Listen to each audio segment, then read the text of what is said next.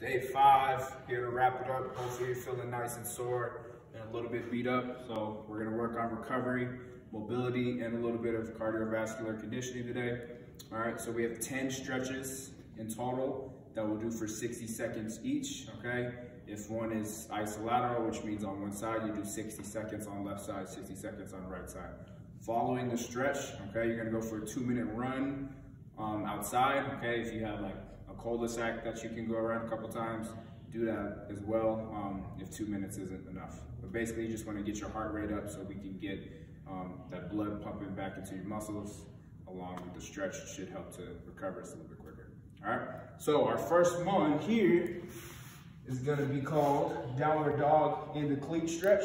Okay, so downward dog is a yoga move, one of my favorites. So we're gonna start right here. Okay, so you're gonna push your hips back, get your chest almost pointed downwards towards the floor. I'm pushing my heels down. I'm gonna hold for 1, 2, 3, and then I'm gonna go into my cleat stretch, which you guys do as part of your active warm-up, which is here, and then twist. Then I'll go to the other side. Push back, here, twist. And I'll do this nice and continuously for 60 seconds, okay? Okay, you can cut it. All right, y'all, next stretch is pigeon stretch. So this can either be done on a mat or on a bench, depending on what your flexibility level is. So on a mat, it looks like so. I'll get my leg nice and straight here. I'm trying to get my hips and shoulders, make sure we're pointed downwards towards the floor. All right, and then I'm just sitting right here, almost pushing my butt back towards the floor.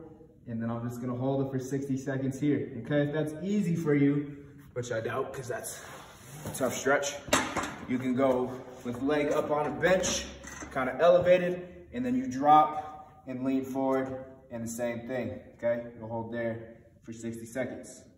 All right, go ahead and cut it. All right, standing hamstring stretch. So you'll need a box. You can put this, you put your leg on top of the couch, anything that's tall enough to where your foot's gonna be along hip level, okay? So we're here, make sure that leg is all the way straight. I'm pointing my toe back up towards the ceiling. And then what I'm gonna do here is just reach downwards while the toe is pointed up. Ooh, shit, and then just let it hang. All right, so you got 60 seconds this way, and then 60 seconds the other way, which would be like this, obviously. Like so, okay? Really let yourself hang, keeping both knees extended so you can get that full stretch. Okay, like I said, pull that toe back up towards the ceiling and then back towards your body. So the calf gets a little bit of a stretch as well. All right. All right, calf SMR. SMR stands for self-myofascial release. All right, so if you were with us last winter, okay, you know all about the foam rollers. So I'm putting this foam roller right on the back of my calf like so, okay? And I'm just rolling back and forth. I'm gonna point my toe forward, point it back, and try to rotate my ankle as well, okay? As I'm doing that, I can kind of just roll across the surface here, and you search for those areas that don't feel good. You search for those tight areas and you address them, okay? Almost press into the roller to create some change, all right? Trying to let the roller take form around your tissues here, all right? If you don't have a foam roller, okay, try to find any type of hard surface, like a water bottle. All right, next one, calf SMR. SMR stands for self-myofascial release, so you will need a foam roller. If you don't have a foam roller, any type of hard surface that you can put your leg over the top of will work, like the thick water bottle flask, the hydro flask, that works pretty well.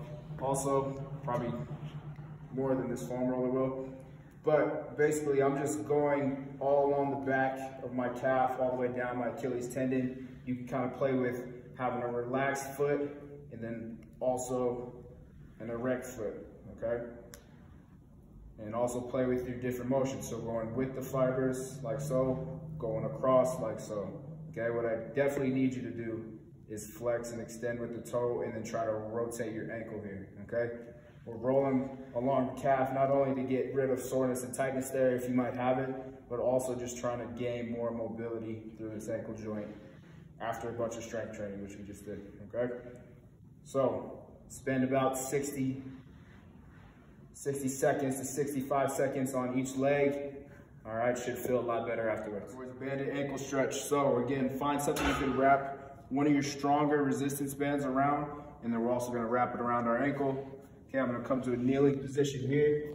And first and foremost, you wanna make sure this band is along the lower part of your ankle. Okay, see how it kind of scoops right underneath my bone right here?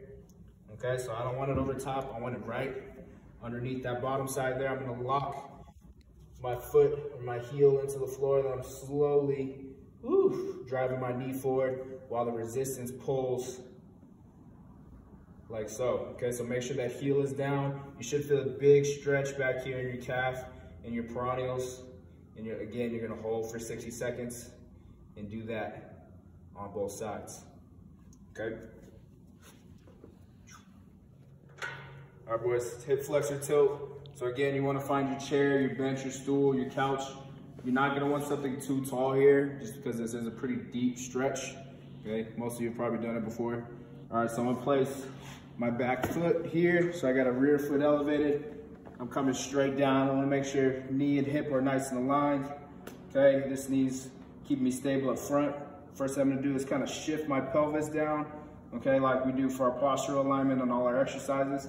And all that's gonna do is open up and extend this area here, okay? So if you're feeling a deep stretch in your hip flexor and most likely your quad just by standing here, okay? Just by sitting here, go ahead and roll with that. If you need to feel it more, which all of you probably do, all right, what you're gonna do is lean back a little bit, and then I'm gonna open up and to the side, and I'm holding this tilt here for 60 seconds, okay? Again, it's a deep stretch, so make sure we're breathing, okay? Here we go.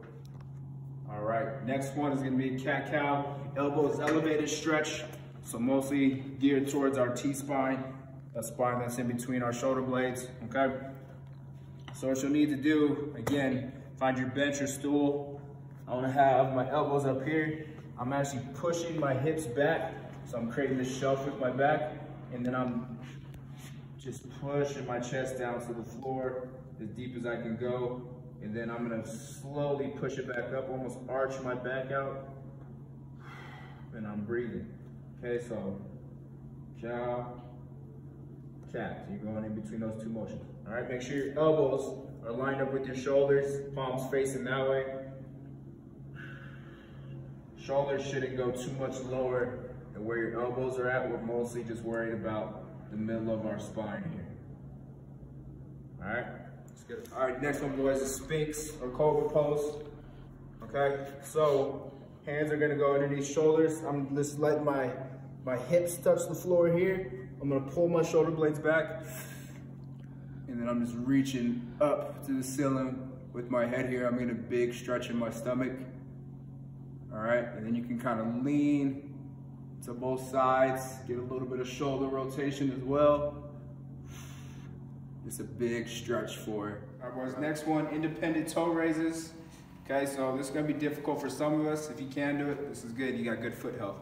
All right, so what I'm trying to do is separate my little toes here from my big toe. So my first thing I'm gonna do is raise my big toe, and I'm gonna hold it up here for 60 seconds, okay? If you start to get the cramps, relax a little bit, go right back at it, okay? The better we can get at having dexterity with this toe here, the better foot strength we're gonna have. We're gonna build better arches. We're gonna be healthier athletes, okay? So you're gonna hold it up there, and then next, I struggle with this one myself, is gonna be lifting up all my baby toes like so.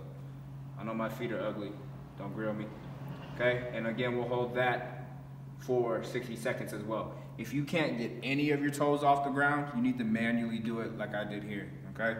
And this is pretty important just for us building stronger feet and getting control, motor control over every part of our body, okay?